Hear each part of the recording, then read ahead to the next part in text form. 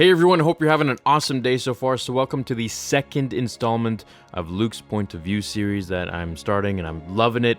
So if you don't know about this series, basically Star Wars has revealed that they're making this new book called Star Wars Secrets of the Jedi, and in it are a slew of so many different things like characters and force powers and different eras in Star Wars and the Clone Wars and everything in between. However, it's all from Luke Skywalker's point of view. So these are all of his notes that he's written down from the things that he's learned on Ahch-To and in his journey of being a Jedi Master. Now today's video is going to cover the spirits. Here is something that is super interesting, and I hope that it's just a tease for us to all get to actually see this someday in the films or books or comics or maybe like a spin-off series, whatever. Or maybe we'll see something like this in episode 9, because this book just confirmed it. So, here it is, and then we can talk about it a little bit.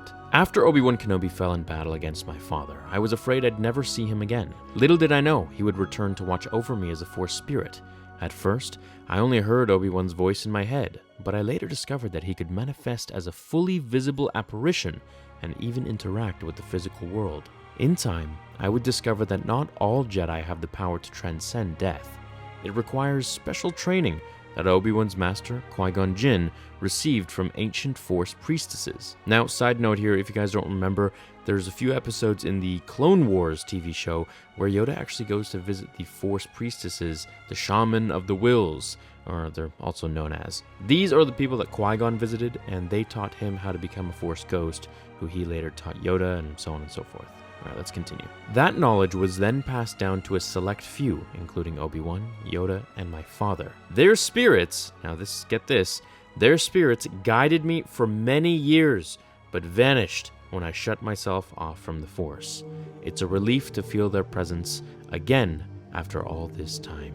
So we can definitely deduce that this book was written, well, dare I say, after Luke's death, meaning that he could come back as a Force ghost or come back and interact with the living. I mean, he even says here that Obi-Wan was able to interact with the physical world. So, I mean, there's not much explanation I can give for that. It's right there. It is also possible that Luke wrote this diary or these scripts after he connected himself with the Force once again in The Last Jedi. So up until this entire time, from Return of the Jedi, when he saw his father and Obi-Wan and Yoda as he looked towards the trees, which is my favorite scene in all of Star Wars, up until he went to Ahch-To, he was able to commune with Anakin and Yoda and Obi-Wan and whoever else for all we know. Qui-Gon maybe even. He does go on to later talk about Qui-Gon in this book, and it's actually really cool to see that he acknowledges him completely and knows who he is and respects him. So I'm going to be getting to that video next. I hope you enjoyed this one. Let me know what you think. What kind of things did Anakin and Luke do together? I mean, what did Anakin teach Luke? What did he teach his son? These are all things that people were hoping to see in Episode 8, but I mean, I guess hopefully we'll have to wait and see in Episode 9. Now, I will say one thing. In the Last Jedi book, there is a voice that speaks out to Luke as he's looking at the twin suns before he vanishes into the netherworld and becomes a Force spirit, and that voice is unknown. No one actually knows who it was. It just says that a voice speaks out to him to let go. So one can only guess who it could be, Obi-Wan, Anakin, or Yoda.